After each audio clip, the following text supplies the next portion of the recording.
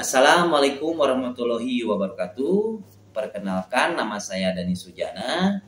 Saya adalah salah satu dosen farmakologi di Stikes Karstawusada Garut, Prodi D3 Farmasi, terhitung sejak tahun 2019 dengan NIDN 0420088707. Jabatan fungsional saya terhitung dari bulan Februari 2021 adalah asisten ahli. Di Stikes Karstawusada Garut, Prodi D3 Farmasi, mata kuliah yang saya ampu pada semester ganjil diantaranya Anatomi Fisiologi Manusia, Farmakologi 1, dan Farmakologi 3. Sedangkan pada semester genap, saya mengampu mata kuliah Patofisiologi Manusia dan Farmakologi 2. Dalam deskripsi pengajaran, kali ini saya akan menyampaikan mata kuliah Farmakologi 1. Mata kuliah ini membahas tentang definisi, sejarah, perkembangan, serta ruang lingkup farmakologi, istilah-istilah dan cabang ilmu farmakologi, farmakokinetik, farmakodinamik, interaksi obat, penggolongan obat kemoterapi dengan cakupan mulai dari pengertian, mekanisme kerja, interaksi, kontraindikasi, dan efek samping. Selama satu semester ke depan, obat-obatan kemoterapi yang akan disampaikan diantaranya obat antibiotika, obat anti tuberkulosis dan leprostatika, obat antivirus dan interferon, obat antihelmintik dan amobisid, obat anti malaria, anti jamur, obat-obatan sitostatika dan imunosupresan, antiseptika dan desinfektan. Adapun capaian dari pembelajaran mata kuliah farmakologi 1 ini, yang pertama, mahasiswa mampu menguasai konsep dasar farmakologi, dan yang kedua, mahasiswa mampu memahami efek dari adanya interaksi obat, dan yang terakhir, mahasiswa mampu memahami konsep farmakologi obat-obatan kemoterapi. Pengajaran untuk teori di kelas yang sering diaplikasikan yaitu metode DIA atau Delivery Interaction Assessment. Untuk delivery, materi disampaikan melalui tampilan PowerPoint yang diambil dari beberapa sumber textbook dan kombinasi dengan jurnal ilmiah ataupun studi kasus yang disampaikan secara luring ataupun daring. Teknik selanjutnya yaitu interaksi. Interaksi yang dimaksud merupakan proses tanya jawab dengan mahasiswa seputar materi perkuliahan. Yang disampaikan yaitu teknik terjadi secara spontan selama proses atau di akhir perkuliahan. Interaksi lainnya berupa diskusi melalui Google Classroom ataupun WA Group agar mempermudah mahasiswa dalam berdiskusi secara interaktif dan efektif. Teknik yang selanjutnya yaitu asesmen atau penilaian. Teknik ini biasanya berupa penugasan kepada mahasiswa dalam penyelesaian soal ataupun studi kasus. Dari nilai penyelesaian tugas tersebut, kita dapat menilai pemahaman dari mahasiswa terhadap perkuliahan yang telah diberikan. Selain itu, dengan latihan soal yang membuat mahasiswa dapat mengevaluasi dirinya terkait pemahaman terhadap materi yang telah disampaikan. Dalam penilaian akhir pembelajaran juga dilakukan terhadap kehadiran mahasiswa sebesar 10% dan penugasan sebesar 20%. Sedangkan untuk UTS dan UAS masing-masing bobotnya yaitu 35%. Dan berikut merupakan video pembelajaran secara langsung di kelas pada mahasiswa tingkat 2 semester 3 dengan mata kuliah farmakologi 1 di pertemuan ketiga dengan materi pokok pembahasan farmakodinamika. Jumpa lagi di mata kuliah Farmakologi 1. Kali ini saya akan menjelaskan terkait materi farmakodinamik, di mana materi ini merupakan materi lanjutan dari pertemuan sebelumnya, yaitu farmakokinetik. Sebelum saya menginjak ke materi farmakodinamik, saya flashback sedikit terlebih dahulu mengenai farmakokinetik. Silakan Amelia.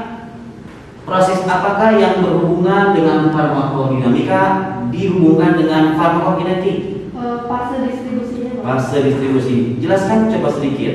Fase distribusi itu adalah suatu fase yang dimana perpindahan obat ke tempat kerja obat tersebut. Ya, jadi di fase distribusi efek selanjutnya atau fase selanjutnya yaitu si obat tersebut akan menimbulkan efek. Nah, nanti di farmakodinamik kita membahas lebih mendalam terkait obat yang menghasilkan efek farmakologi. Nah, ini farmakodinamik merupakan bagian ilmu farmakologi yang mempelajari mengenai efek biokimia dan fisiologi serta mekanisme kerjanya di dalam tubuh, ya. Adapun tujuan dari materi ini yang ingin disampaikan yaitu yang pertama untuk mengetahui efek utama dari suatu obat, dan yang kedua untuk mengetahui interaksi obat dengan sel yang nantinya akan menimbulkan efek yang diharapkan, dan yang terakhir mengetahui urutan peristiwa serta efek dan respon yang terjadi setelah nanti obat berdekatan dengan reseptor dan hasil akhirnya menimbulkan efek farmakologi. Ini secara umum mekanisme kerja obat ini terbagi atas 4, ya. Yang pertama, interaksi obat dengan reseptor. Contohnya ini ada obat adrenergik, cholinergik, steroid, opioid. Yang selanjutnya yaitu substrat enzim. Substrat enzim ini tadi allopurinol juga termasuk ke mempengaruhi enzim, ya. Dan lainnya yaitu aspirin, kaptopril, dioksin. Dan yang ketiga, obat mempengaruhi kanal ion, ya. Contohnya antagonis kalsium. Dan yang terakhir, obat akan bekerja secara langsung mempengaruhi sistem sel atau merusak sel. Contoh obatnya obat antibiotik dan obat anti kanker. Ini merupakan contoh obat yang bekerja pada reseptor, ya, dimana kunci ini adalah obatnya dan anak kunci ini merupakan reseptor targetnya, ya, dan di mana obat nantinya akan berdekatan dengan reseptor secara spesifik dan hasil akhirnya akan menimbulkan respon farmakologi, ya. Dan ini merupakan contoh mekanisme obat antara substrat dengan enzim, di mana substrat akan menduduki sisi aktif dari enzim sehingga nantinya akan membentuk kompleks enzim dengan substrat. Hasil akhirnya bagaimana? Efek farmakologi. Ini ion channel. Kalau ion channel hampir sama dengan tadi, ya, dengan reseptor. Nah, ini ligand nantinya akan berdekatan dengan reseptor, di mana ligand tersebut selanjutnya akan masuk ke dalam kanal ion tersebut, ya. Karena menempelnya seperti ini, maka molekul obat nanti akan memasuki sel melalui reseptor ini, ya. Nah, ini merupakan mekanisme kerja dari obat-obat sitotoksik atau obat-obatan kanker, ya. Di sini ada beberapa contoh obat anti kanker dan mekanisme kerjanya di beberapa tempat yang berbeda. Dan kebetulan di farmakologi 1 ini nanti rekan-rekan akan belajar terkait obat-obat kemoterapi, ya, termasuk pengobatan berbagai macam antibiotik, antivirus, anti kanker, ya, selama 1 semester ke depan. Ini contoh dari golongan antibiotik. Dia bekerja terhadap sintesis dinding sel. Ada yang berpengaruh terhadap DNA, ya, dan ada yang berpengaruh juga terhadap RNA dan lain sebagainya. Dan ini nanti akan dijelaskan secara komprehensif di materi antibiotika. ini istilah penting yang harus dipahami sebelum kalian nanti belajar terkait dengan farmakodinamik ya. Ada istilah ligand. Ligand ini merupakan molekul spesifik ya. Dalam artian di sini adalah obat ya, yang dapat mengikat suatu reseptor ya. Dan yang kedua ada afinitas. Afinitas ini suatu kemampuan ligand untuk mengikat reseptornya ya. Dimana bila afinitas besar maka semakin mudah berikatan dengan reseptornya ya. Artinya dia cocok klop. Dan yang selanjutnya yaitu efikasi ya. Kalau efikasi ini merupakan perubahan atau efek maksimal ya yang dapat dihasilkan oleh suatu obat. Dan berikut adalah analogi kunci dan gembok obat dengan reseptor seperti kunci dan anak gemboknya seperti yang telah dijelaskan tadi di awal ya. Tetapi kenyataannya untuk teori obat reseptor K and lock ada teori lain mengatakan bahwa suatu reseptor ini juga dapat berikatan dengan sekelompok senyawa kimia yang sejenis, misalkan bisa berupa protein hormon dengan obat-obat hormon ya, itu sama-sama sejenis. Kalau obat hormon itu disuplai dari luar, kalau diproduksi di dalam tubuh disebut dengan hormon endogen karena diproduksi oleh tubuh kita sendiri. Yang selanjutnya yaitu setiap senyawa tadi akan menunjukkan afinitas yang berbeda terhadap reseptor ya. Bisa ikatannya itu kuat ataupun lemah. Itu tergantung dengan mode ikatan antara obat dengan reseptor ya. Nanti ini akan diperdalam di mata kuliah kimia farmasi ataupun kimia medisina ya. Belajar kita nanti di sini ikatan-ikatan ion, ikatan hidrogen, ikatan van der Waals ya. Berbagai macam ikatan tersebut itu akan mempengaruhi afinitas dari macam-macam obat. Dan yang terakhir, setiap senyawa akan menghasilkan efikasi yang berbeda. Nanti di slide selanjutnya akan dijelaskan bagaimana hubungan antara obat dengan efikasi. Ini reseptor ya. Tadi di awal syarat obat memiliki efek yaitu bertemunya antara obat dengan reseptor. Jadi reseptor ini merupakan makromolekul protein ya di permukaan atau di dalam sitoplasma sel yang mengenal dan mengikat molekul spesifik menghasilkan efek khusus pada sel. Dan ini merupakan contoh-contoh berbagai reseptor, di mana yang pertama ini nama reseptornya yaitu ligand-gated ion channel ya. Contoh reseptor dari obat ini yaitu obat-obatan cholinergic nikotin reseptor. Dan yang kedua ini merupakan contoh reseptor G protein ya.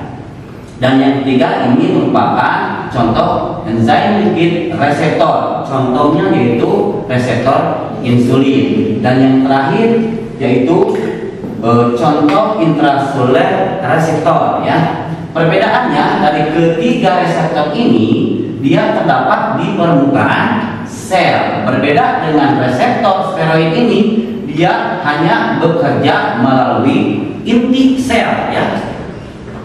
Bagaimana dia bisa menembus membran sel? Yaitu dengan cara reseptor ini akan mempengaruhi atau menembus langsung dari barier ini ya, tanpa ada bantuan dari reseptor permukaan. Nah, ini merupakan contoh interaksi obat spesifik ya, di mana agonis itu tadi adalah obat ya. A agonis, B adalah ditambah R adalah reseptor, nanti akan membentuk obat atau agonis dengan reseptor yang akhirnya teraktivasi ya menjadi kompleks AR, agonis dan reseptor yang menimbulkan respons. Prinsipnya hampir sama dengan yang tadinya K and lock ya. Yang kedua ini adalah antagonis ya. Kalau antagonis dengan agonis sebenarnya apa? Nanti di slide selanjutnya saya jelaskan ya. Ini adalah antagonis berikatan dengan reseptor menjadi kompleks antagonis dengan reseptor, dan ini tidak ada respon, ya. Nah, ini apa itu R? R itu merupakan konsentrasi reseptor dalam biofase, di mana K1 ini yang reaksi ini bolak-balik ya. K1 merupakan konstanta atau tetapan laju asosiasi ya, ataupun gabungan obat dengan reseptor ke arah kanan ya. Untuk K2 yaitu yang ke arah kiri merupakan konstanta tetapan laju disosiasi atau penguraian ya dari kompleks obat dengan reseptor. Kalau ini penggabungan, kalau K2 penguraian ya. Lalu apa hubungannya dengan afinitas? Kalau afinitas ini D drug ya, ditambah reseptor, sama halnya dengan tadi agonis dan afinitas ya. Ada obat, ada reseptor menjadi kompleks obat dan reseptor. Nah, afinitas ini dapat dari K1 dibagi K2, didapatlah KD ya, atau konstanta disosiasi, sama dengan K2 dibagi K1. Pertanyaannya, jika K2 dibagi K1 itu lebih besar, bagaimana sifat afinitasnya? K2-nya lebih besar daripada K1. Bisa dipahami untuk K1 itu penggabungan, berarti nilainya kecil penggabungan antara obat dengan reseptor, lebih besar daripada penguraiannya. Jadi afinitasnya bagaimana? Afinitas itu kemampuan obat berikatan dengan reseptor. Jika nilai K2-nya lebih besar, bagaimana kira-kira? Maka afinitasnya lemah karena nilai K2 atau nilai penguraiannya itu relatif besar, sedangkan nilai penggabungannya menjadi kecil. Betul ya. Untuk selanjutnya diawali dengan okupasi tadi ya, antara obat dengan reseptor, baik antagonis maupun agonis ya. Okupasi itu pendudukan ya, di mana ligan menduduki reseptornya. Obat pada tempat aksi, obat sama dengan ligan. Jadi nanti di tengah perjalanan jika ada kata ligan itu kata pengganti obat ya. Nah, ini obat atau ligan ini sifatnya ada yang agonis, ada yang antagonis. Kalau antagonis ini merupakan ligan atau obat yang dapat diberikan dengan yang berikatan dengan reseptor dan menghasilkan efek. Sedangkan antagonis, ligan yang dapat berikatan dengan reseptor tetapi tidak menghasilkan efek. Tempat aksi yaitu reseptor. Jadi seperti halnya yang agonis ini, obat-obatan yang tadi ya, ada obat reseptor menghasilkan efek. Contohnya misalkan obat-obatan antihistamin ya, antihistamin. Kalau antihistamin ini merupakan agonis atau antagonis? Antagonis. Kenapa antagonis? Karena hanya menduduki reseptor saja. Contohnya obat CTM. Obat CTM diminum, dia nanti akan menduduki reseptor histamin supaya histamin endogennya tidak bisa menduduki reseptornya. Apa yang terjadi jika histamin endogen alami menduduki reseptornya? Akan terjadi efek alergi. Ya, efek alergi bisa diblok dengan obat-obatan antagonis histamin. Ya. Dan ini efek atau respon yang ditimbulkan sebanding dengan jumlah reseptor yang berinteraksi dengan obat dan sebanding dengan kompleks obat yang terbentuk. Jadi nanti akan muncul kurva ya. Dan yang selanjutnya ini agonis ya. Tadi agonis itu menyerupai dengan senyawa endogen yang ada dalam tubuhnya ya, dan memiliki baik afinitas maupun aktivitas intrinsik ya. Jadi obat ini bisa pas ya. Obat ini bisa pas menduduki reseptor dan mengaktifkan reseptor tersebut sehingga memberikan efek farmakologi ya. Dan ini contoh antagonis, nanti saya jelaskan di slide selanjutnya. Ini contohnya salbutamol merupakan agonis beta GABA. Anpetidin merupakan agonis heroin, sedangkan dopamin agonis dopamin. Nah, ini merupakan contoh seri obat agonis. Ada obat A, B, C, dan D ya. Semua dapat mencapai Emax dari keempat obat tersebut. Yang jadi pertanyaan, obat mana yang paling potensi dan bagaimana dengan obat D? Siapa? Bagaimana kesimpulan obat A? High potensi Bapak, cuman potensinya besar. Cuman yang maksimalnya enggak gitu Pak.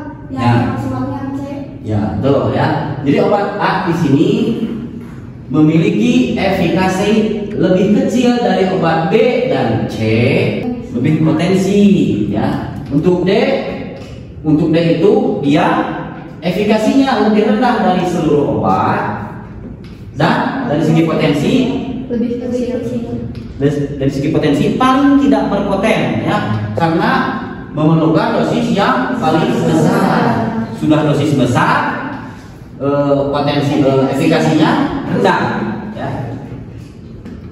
Nah, ini antagonis ya. Kalau antagonis yaitu suatu obat yang berikatan dengan reseptor tanpa mengaktifkan reseptor tersebut ya. Jadi antagonis biasanya berikatan melalui ikatan ion hidrogen atau van der Waals sehingga bersifat reversibel, artinya bisa kembali atau berubah-ubah ya. Nah, ini yang tadi disandingkan ya, ini antagonis ya. Lihat di sini antagonis. Ketika di sini apa? Ligand berikatan dengan reseptor, maka terjadi inaktif ya. Dan ini adalah antagonis selektif. Artinya dia menginaktif reseptor konfirmasi. Dan yang ini yang agonis. Kalau yang agonis ini berikatan klop ya. Klop menjadi aktif. Jadi bedanya apa? Bedanya kalau antagonis ini tidak memiliki efek intrinsik. Selanjutnya macam-macam antagonis. Ya, ada yang antagonis kompetitif, ada yang non kompetitif. Bedanya apa? Antagonis yang kompetitif ialah suatu obat yang mengikat reseptor secara reversibel pada daerah yang sama dengan tempat ikatan agonis, tetapi tidak menyebabkan efek farmakologis.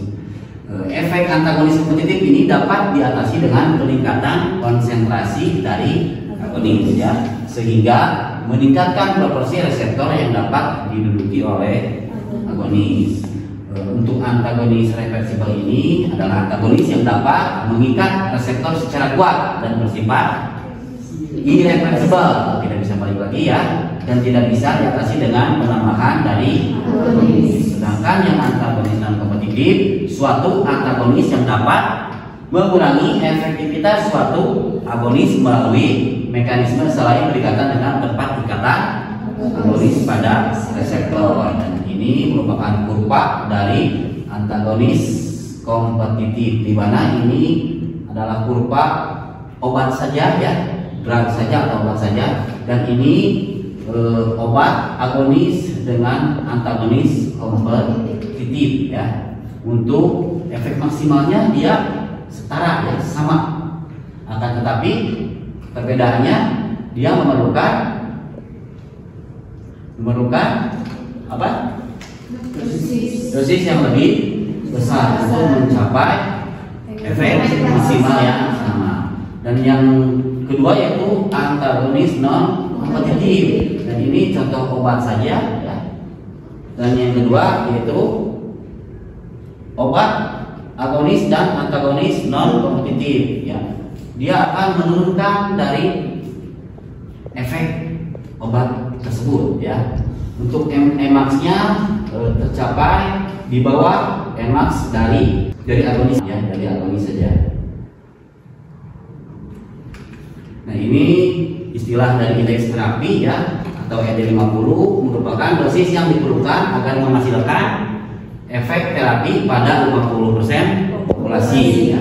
Sedangkan LD50 merupakan dosis yang menyebabkan kematian pada 50% populasi. Jadi nantinya ya dihitung rasio dosis letal atau ED50 terhadap dosis efektif atau ED50, disebut dengan indeks terapi atau jarak terapi ya. Dengan definisi formal yaitu LD50 dibagi dengan ED50, di mana LD50 adalah lethal dose atau dosis yang menyebabkan 50% kematian, sedangkan ED adalah effective dose 50% pada populasi. Toleransi ya. Apa itu toleransi?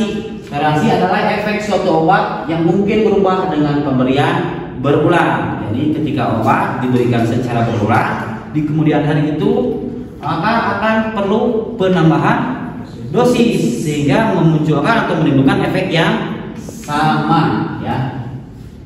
Di sini ada penurunan respon pada pemberian obat yang berulang, dan yang kedua dosis yang lebih tinggi diperlukan untuk mendapatkan efek yang sama ya. Dan ini bisa terjadi karena cross toleransi. Dan yang selanjutnya ini kebalikannya, sensitasi. Sensitasi itu merupakan fenomena peningkatan respon pada penggunaan obat yang berulang, di mana dosis yang lebih kecil diperlukan untuk menghasilkan efek yang sama ya. Jadi kurvanya nanti bergeser ke kiri. Kalau yang tadi toleransi, kurvanya bergeser ke kanan. Jadi nanti di lapangan kalian akan mendapatkan fenomena seperti ini. Penggunaan obat awal misalkan 4 tablet, di hari berikutnya cukup 2, dan hari ketiga cukup 1 tablet. Mengapa berkurang? Karena ada ini ya, penyesuaian dosis. Semakin kecil dosis diberikan maka akan menghasilkan efek yang sama. Tapi awal pengobatannya menggunakan dosis yang lebih besar. Nah, ini perbedaan tadi. Kalau toleransi, kurva itu akan relatif bergeser ke sebelah kanan, sedangkan untuk yang sensitasi, untuk menimbulkan efek yang sama dia diperlukan penurunan dosis, maka kurva akan bergeser ke sebelah kiri. Sekian untuk materi kali ini, semoga ilmunya bermanfaat. Billahi taufiq wal hidayah. Wassalamualaikum warahmatullahi wabarakatuh. Waalaikumsalam. Sekian deskripsi dan video pembelajaran saya buat. Mohon maaf bila ada salah kata. Wassalamualaikum warahmatullahi wabarakatuh.